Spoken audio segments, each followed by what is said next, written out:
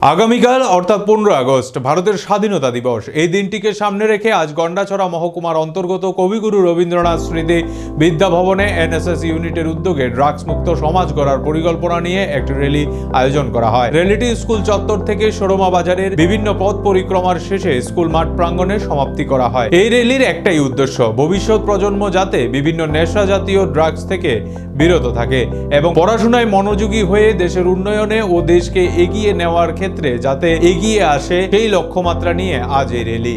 আজকের এই র্যালিতে স্কুলের প্রায় 5 শতাধিক ছাত্রছাত্রী অংশগ্রহণ করে এবং সঙ্গে ছিলেন স্কুলের শিক্ষক মণ্ডলীগণ। এনএসএস ইউনিটের এই ধরনের উদ্যোগ গ্রহণে আগামী দিনে সুস্থ সমাজ গঠনে সহায়ক ভূমিকা রাখবে বলে অভিজ্ঞ মহলের অভিমত।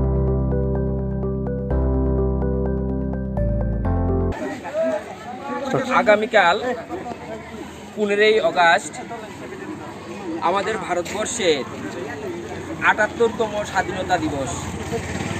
এই দিবসকে সামনে রেখে আজ 14 আগস্ট আমরা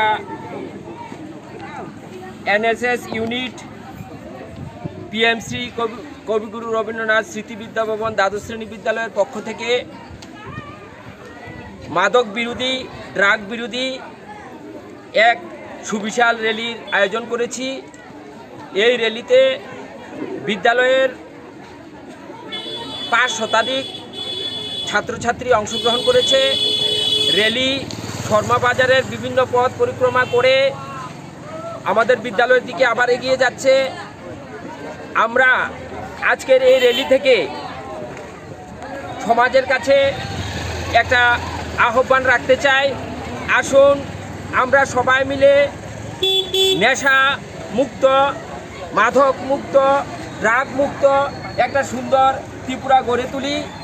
আজকের এই র্যালি থেকে আমরা ছাত্র যুব সমাজকে আহ্বান রাখব যে তোমরাও ড্রাগের থেকে দূরে থাকবে, অন্যদেরকেও ড্রাগ মুক্ত থাকতে সহায়তা করবে এবং তোমরা একটা সুন্দর জীবন গড়ে তুলবে এবং এইভাবেই তোমাদের পরিবার, সমাজ, রাজ্য সুন্দর হবে, ভারতের স্বাধীনতা এবং ভারতের উন্নয়ন অক্ষুণ্ণ থাকবে।